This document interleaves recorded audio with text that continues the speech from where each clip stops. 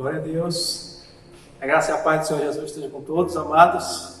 Hoje eu vim aqui trazer um devocional. De vez em quando eu me atrevo a fazer um devocional. Eu quero compartilhar com vocês uma passagem que, de vez em quando eu leio essa passagem, eu digo assim que para muitas igrejas parece que essa página da Bíblia foi arrancada. Porque trata de um assunto muito assim delicado frente às grandes denominações. É uma carta do apóstolo Paulo a Timóteo. Paulo escrevendo a Timóteo. E os estudiosos têm essa carta como uma carta pastoral, de Paulo para Timóteo, que foi um discípulo de Paulo, que Paulo chama ele de filho na fé, e Paulo estava ali instruindo a Timóteo como ser um pastor, como dirigir uma igreja, como conduzir a igreja, como se comportar, como é o seu comportamento frente à igreja, para que todos possam dar um bom testemunho a respeito dele e ele seja uma pessoa irrepreensível. Então, dentre esses muitos conselhos, essa primeira carta de Paulo a Timóteo traz esses conselhos a Timóteo, preparando ele para o pastoreio. Paulo fala de um assunto delicado, principalmente para os nossos dias, e que bate de frente com a chamada teologia da prosperidade. E por que eu digo que parece que para alguns pastores essas páginas foram arrancadas? Eu digo porque nunca vi ninguém publicamente dessas grandes igrejas pregar a respeito disso. Porque se pregam a respeito disso, vão ter que mudar a sua maneira de pastorear. Ou melhor, vão voltar para o momento, para a maneira correta de pastorear no que diz respeito a esse assunto. Primeira epístola de Timóteo, capítulo 6, versículo 7 em diante, diz assim: o apóstolo Paulo instruindo, ensinando a Timóteo, dizendo assim: porque nada trouxemos para este mundo, e manifesto é que nada podemos levar dele, tendo porém sustento e com que nos cobrirmos, estejamos com isso contentes. Começou assim bem bacana, né? Um conselho do apóstolo para o seu filho na fé, Timóteo. Ele afirma dizendo que nada trouxemos para esse mundo e é certo que nada vamos levar dele. Lembra até um ditado, dos nossos dias que diz assim: nasci nu e estou vestido, então já tenho muita coisa. Então o apóstolo Paulo fala semelhantemente que nada trouxemos para esse mundo e nada podemos levar dele, ou seja, quando morrermos, fica tudo aí. Então Paulo já começa a mostrar a Timóteo para ele não ser uma pessoa apegada nas coisas materiais. Versículo 8 ele diz: tendo porém sustento e com que nos cobrirmos, estejamos com isso contentes. Ou seja, se tem o nosso sustento, ou seja, o pão de cada dia em nossa mesa, e alguma coisa que possa nos abrigar, estejamos com isso satisfeitos. E isso é que Paulo ensina a Timóteo, mostrando a ele que ele não deve ser uma pessoa avarenta. Ao contrário do que a teologia da prosperidade diz por aí, que nós precisamos deixar de ser cauda para ser cabeça, que Deus quer homens com posses para poder investir na obra. Isso tudo é balela, porque o que a palavra ensina é completamente diferente. E ele segue dizendo: mas os que querem ser ricos caem em tentação e em laço, e em muitas concupiscências loucas e nocivas, que submergem os homens na perdição e ruína. Versículo 10: porque o amor do dinheiro é a raiz de toda espécie de males, e nessa cobiça alguns se desviaram da fé e se transpassaram a si mesmos com muitas dores. Essa que coisa maravilhosa, né? Contradiz tudo que muita gente crente já ouviu por aí e tem seguido essa doutrina da prosperidade. O amor ao dinheiro, ou seja, o apego ao dinheiro, é a raiz de todos os males. A avareza, o desejo excessivo de você ser rico, de você enriquecer, te leva, como ele diz aqui, à ruína. E nessa cobiça, muitos se desviaram da fé.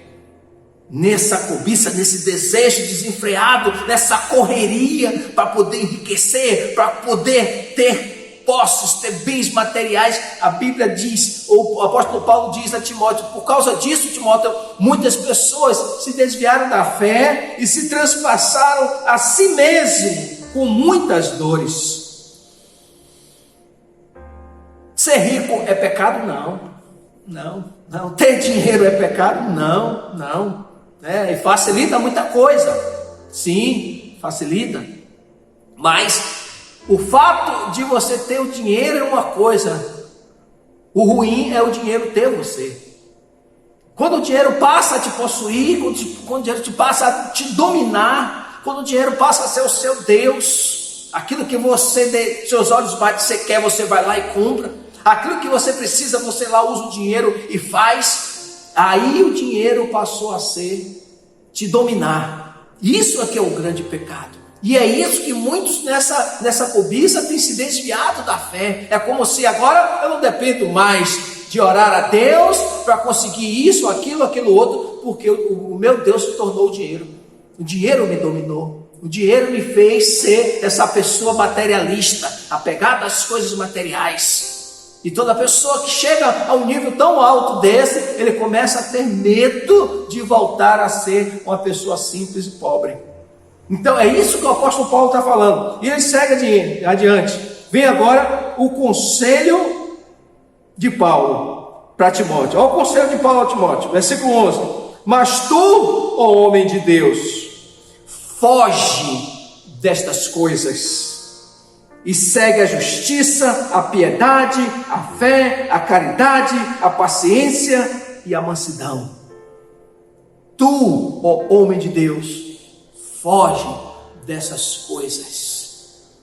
Saia desse caminho desenfreado para você querer ser ou ter dinheiro, ser rico. Ele disse que fuja dessas coisas, é laço.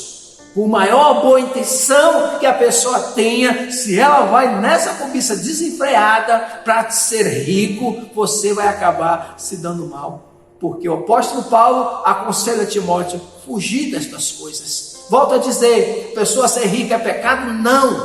Não é pecado. Se ele vier naturalmente, que você estudou, você conseguiu uma profissão boa, investiu na sua vida, e agora você, depois de investir na sua vida, você está trabalhando e essas coisas estão funcionando, vindo naturalmente, são as bênçãos de Deus. Sim, mas se daí então você se deixa levar por essa cobiça e acaba esquecendo do seu Senhor e passando a ser o seu Senhor, passando a ser o dinheiro, Paulo disse, fuja dessas coisas. Versículo 12. Paulo continua aconselhando a Timóteo, e a mim, e a você agora. Milita a boa milícia da fé, toma posse da vida eterna, para a qual também foste chamado, tendo já feito boa confissão diante de muitas testemunhas. O conselho de Paulo: milita a boa milícia da fé. A nossa fé, ela precisa ser uma fé sólida, firme, constante, na total dependência do Senhor Jesus Cristo. E para nós conseguirmos isso, nós precisamos batalhar, nós precisamos lutar sim, para não nos deixar levar pelas coisas desse mundo, para não nos deixar levar pelos prazeres desse mundo, que vão cada vez mais envolvendo a nossa vida e nos desviando do grande propósito de Deus. E nós vamos seguindo aquilo que o desejo do nosso coração, as nossas concupiscências carnais estão sendo satisfeitas pelo nosso poder aquisitivo.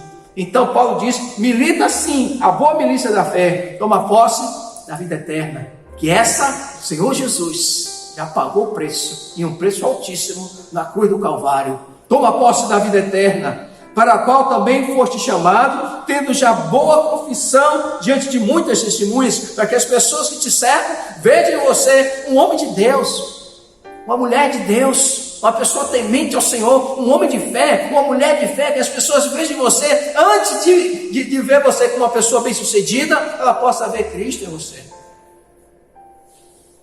Versículo 13: mando-te diante de Deus, que todas as coisas vivifica, mando-te diante de Deus que todas as coisas vivifica, e de Cristo Jesus, que diante de Pôncio Pilatos deu um testemunho de boa confissão, que guardes o mandamento sem mácula e repreensão. Veja que ele começou dizendo que eu mando você, Timóteo, mando diante de Deus e de Cristo, mando a você que guarde os mandamentos sem mácula e repreensão, até a aparição de nosso Senhor Jesus Cristo.